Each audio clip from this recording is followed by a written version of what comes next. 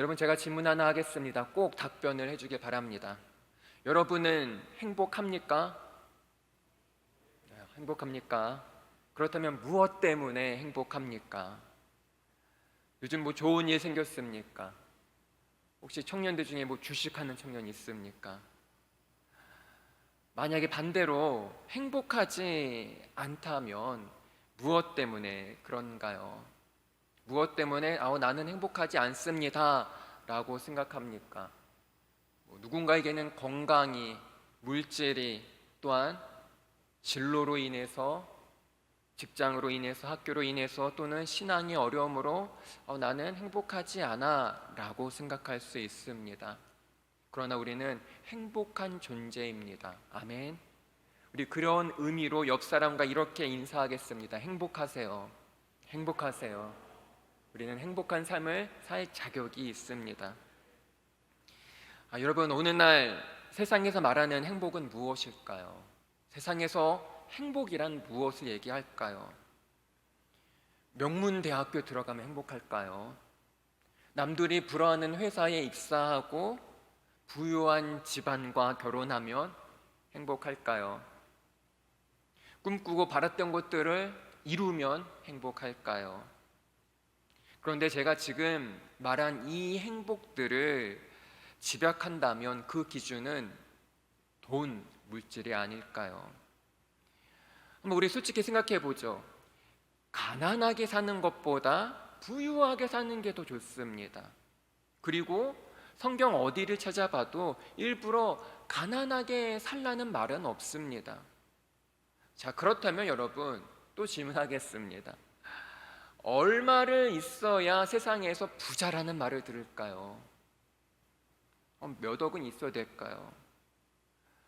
어떤 기사를 보니까요, 우리나라 사람들은 부자의 기준을 10억으로 보고 있습니다. 최소 10억 정도는 있어야 부자라는 말을 들을 수 있다고 합니다. 자, 그렇다면 우리 집에 10억 있는 청년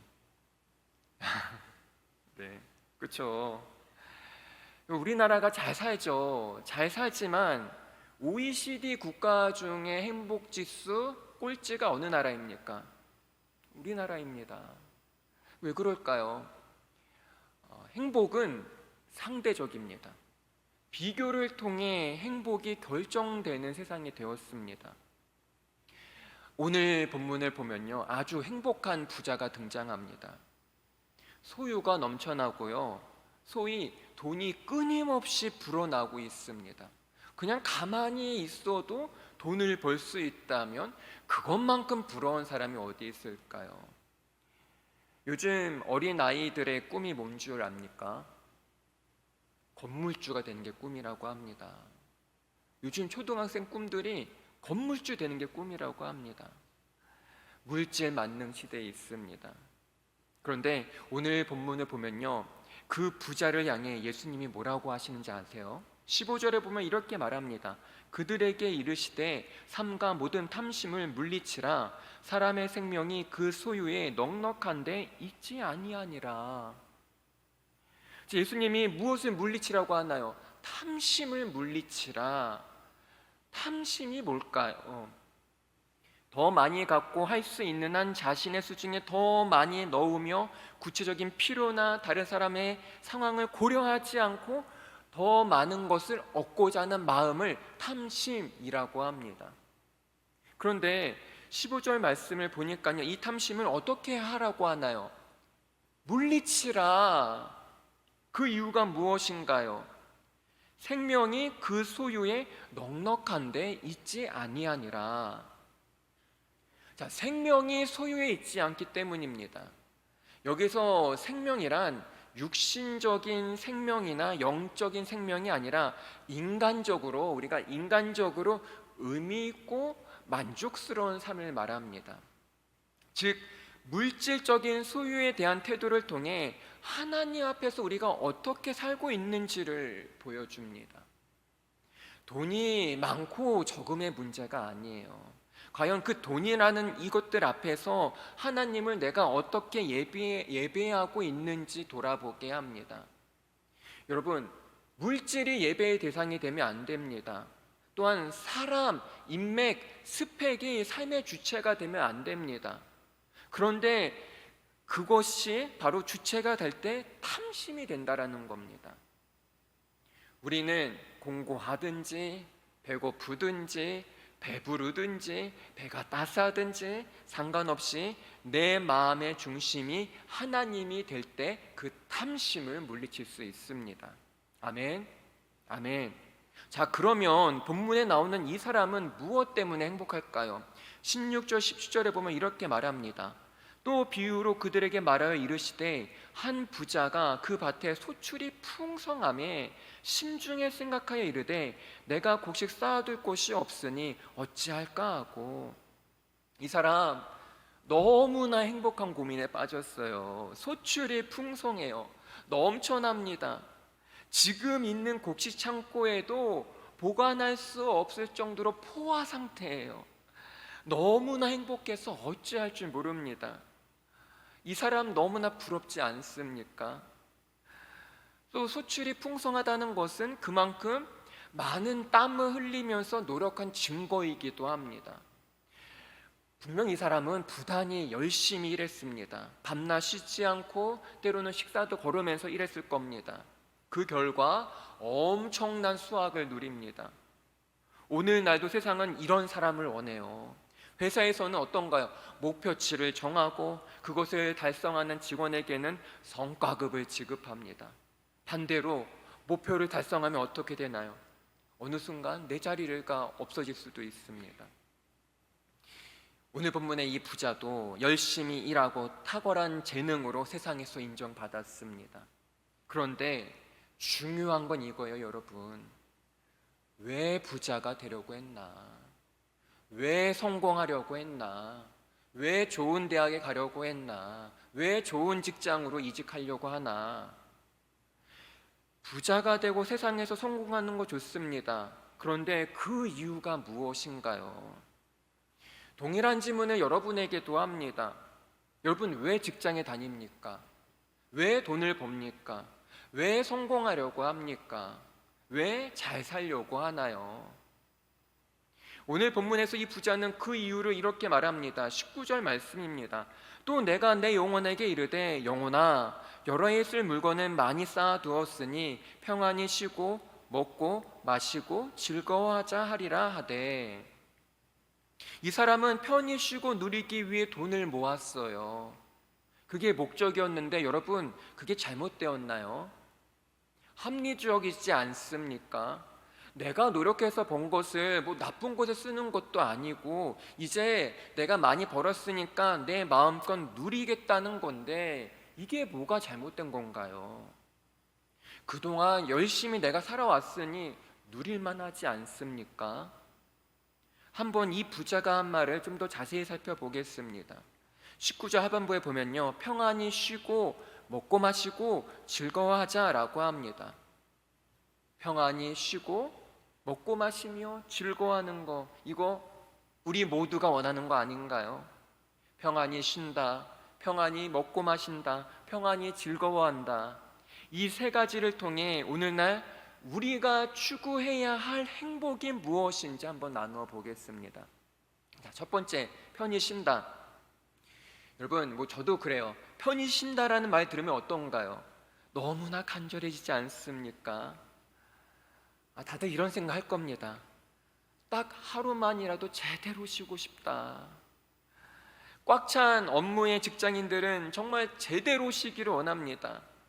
요즘에는 많이 나아졌다고 하지만 야근을 밥 먹듯이 하는 청년도 있을 거예요. 집에 가도 회사 일하는 사람이 있을 겁니다. 그나마 쉴 수 있는 시간이 생기면 집에서 잠만 자기 바쁩니다. 하지만 그렇게 실컷 잠을 자고 하품하면서 뭐라고 하나요? 피곤하다. 이 말이 저절로 나와요. 누구나 제대로 쉬기를 간절히 원합니다. 또한 직장을 다니지 않는다고 해서 피곤하지 않나요? 여러분, 이런 말 있죠. 백수가 뭐 하나요? 백수가 과로사한다. 아무것도 안 해도 이상하게 피곤합니다. 잠을 자도 피곤합니다. 만성 피로입니다. 왜 그럴까요? 바로 참된 쉼이 없기 때문이에요.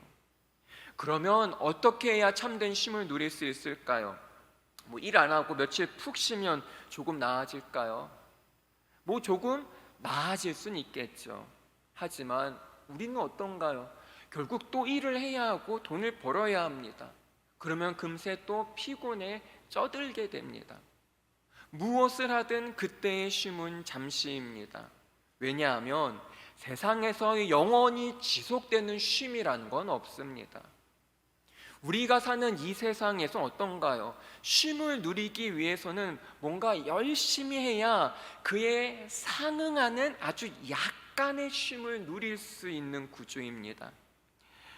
돈을 많이 벌든지 공부를 열심히 하든지 스펙을 쌓든지 뭔가 업적을 쌓아야 그것에 대한 보상의 차원으로 작은 쉼을 누릴 수 있는 구조가 바로 이 세상이에요. 하지만 그것도 잠시뿐입니다.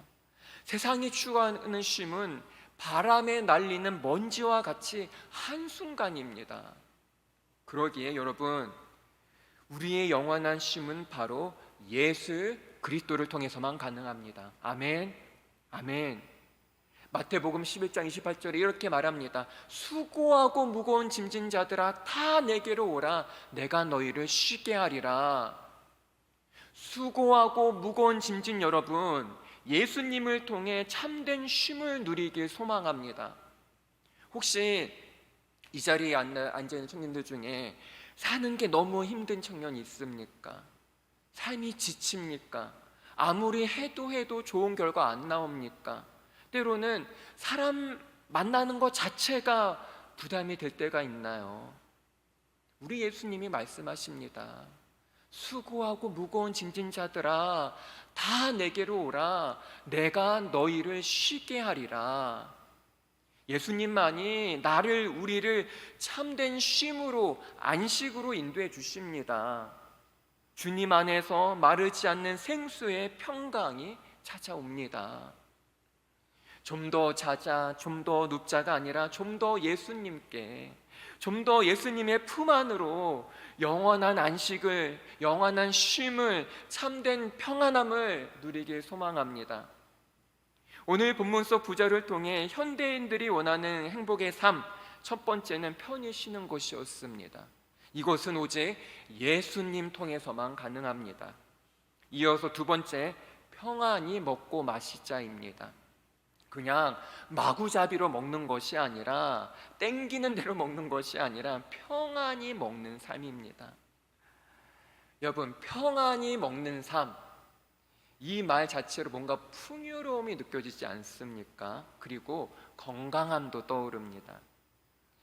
날이 갈수록 이 건강하게 먹는 것에 대해서 관심이 늘어나고 있습니다. 뉴스를 보니까요, 쌀 소비량이 매년 감소한다고 합니다. 그 이유를 뭔지 알아요? 다이어트 열풍으로. 사람들이 탄수화물을 멀리하면서 생긴 요인이라고 합니다.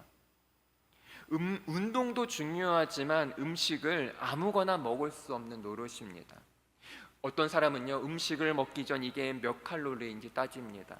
거기에다가 요즘에는 황제 다이어트, 고기 다이어트, 간헐적 단식 많이 등장합니다.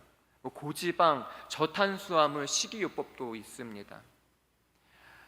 여러분들 중에도 따지는 청년이 있습니까? 한번 우리 곰곰이 생각해 보죠. 과연 그렇게 먹는 것이 평안히 먹는 삶인가요?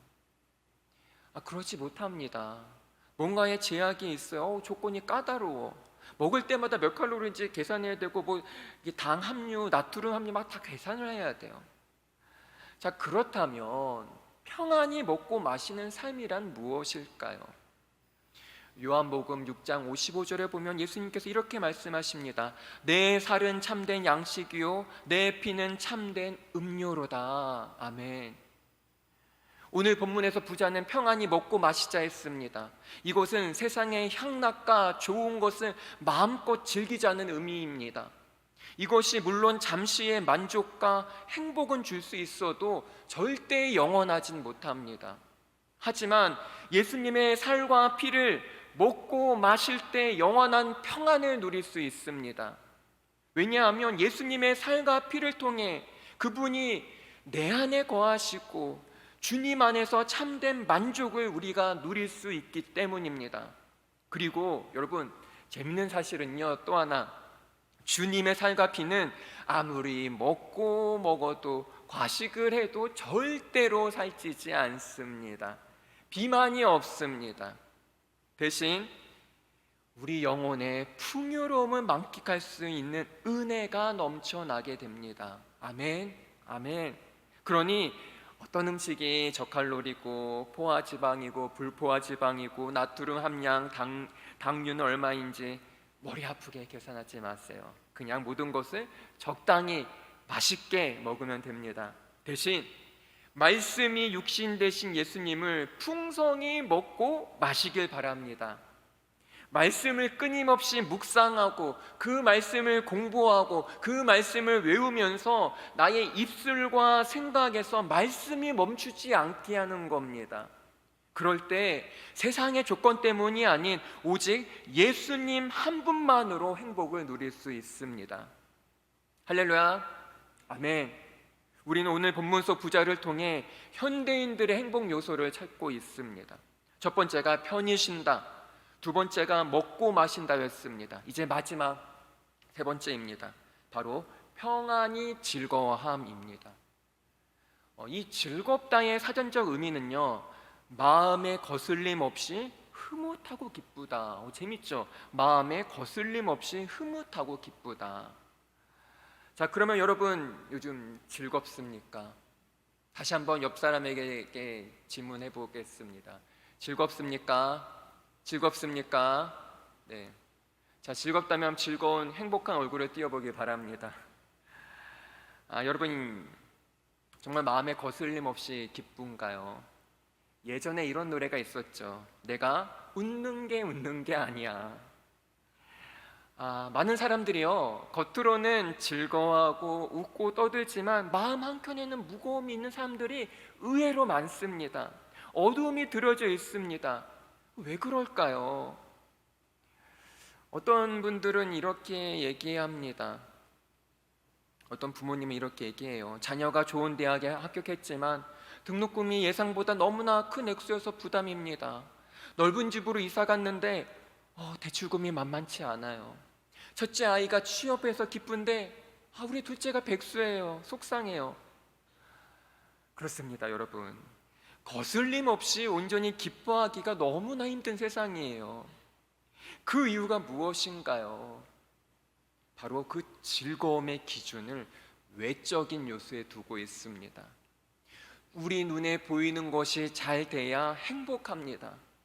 그런 행복을 누리기 위해서는 반드시 대가를 지불해야 합니다. 시간, 돈, 열정을 쏟아 부어서 그런 행복을 쟁취한다면 정말 다행인데요, 그렇게 노력했는데도 행복을 얻지 못하면 세상에서는 루저라고 합니다. 그래서 결국 삶이 허무하게 돼요. 눈에 보이는 외적 요소로 즐거움을 찾는 것이 아니라 오직 예수님 한 분 통해서 참된 행복을 누려야 합니다. 그런데 여러분, 이렇게 저한테 질문할 수도 있어요. 목사님, 무슨 말인지는 알겠는데 삶이 너무 힘들어요. 그런데 어떻게 즐거울 수 있을까요? 여러분, 스포츠 의학 용어 중에 4점이라는 단어가 있습니다. 4점. 이것을 데드 포인트라고 합니다. 마라톤을 하다 보면 중간쯤에 몸이 굉장히 힘들어지는 순간이 있다고 해요. 그 이유는 몸속에서 필요로 하는 산소가 극단적으로 부족한 상태에 이르렀기 때문이라고 합니다. 마라톤뿐만 아니라 사이클, 수영, 유산소 운동을 오래 할 때 신체에서 일어나는 자연스러운 반응이라고 합니다. 바로 그 순간, 너무나 힘든 그 순간을 4점 데드포인트라고 해요. 이 4점의 순간이 오면 몸이 너무 힘들어서 포기하고 싶어집니다. 그런데 그 4점의 시간을 참고 이겨내면 다음번에는 그 4점을 느끼는 시간이 훨씬 단축됩니다. 어제는 사점을 느끼는 시간이 20분이었다면 그것을 참고 계속 하다 보니까 며칠 뒤에는 10분으로, 또 더 나아가 지속적으로 하면 사점을 잠깐만 느끼고 다시 평안한 상태로 운동을 하게 된다고 합니다. 그렇습니다, 여러분. 혹시 삶이 너무나 힘든데 어떻게 행복할 수 있냐고요? 요즘 많이 힘듭니까? 바로 그 순간이 사점입니다.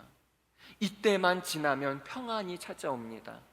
그 사점이라는 시간이 누구에게는 며칠, 몇 달이 될 수도 있고 심지어 몇 년이 될 수도 있습니다. 그래서 거친 파도와 같은 삶의 사점은 나 혼자, 우리 혼자 극복 못해요. 그러기에 이사야 선지자는 이사야 41장 10절에서 이렇게 말합니다. 두려워하지 말라. 내가 너와 함께함이라. 놀라지 말라. 나는 내 하나님이 됨이라. 내가 너를 굳세게 하리라. 참으로 너를 도와주리라. 참으로 나의 의로운 오른손으로 너를 붙들리라. 아멘. 우리 예수님께서 끊임없이 위로하십니다. 두려워하지 말라. 놀라지 마. 내가 너의 하나님이야. 내가 너를 굳세게 할 거야. 내가 너를 도와줄 거야. 내가 나의 오른손으로 너를 붙들어 주릴 거야. 이러한 주님의 강권하심이 있기에 우리는 어떠한 삶의 사점이든 극복하고 이기고 승리할 수 있습니다. 여러분, 우리는 할 수 있습니다. 그런 주님의 은혜가 지금 이 순간에도 우리의 삶 가운데 넘쳐나기 때문입니다. 그래서 몸이 아파도 극복할 수 있습니다. 앞길이 열리지 않아도 위축되지 않습니다. 누군가에게 아픈 말을 들어도 이겨낼 수 있습니다. 힘든 일을 겪어도 금세 훌훌 털고 일어날 수 있습니다. 요즘 많은 청년들이요, 워라밸 유지하기 힘들다고 합니다. 이 워크 라이프의 이 밸런스 유지하기가 쉽지 않다고 해요.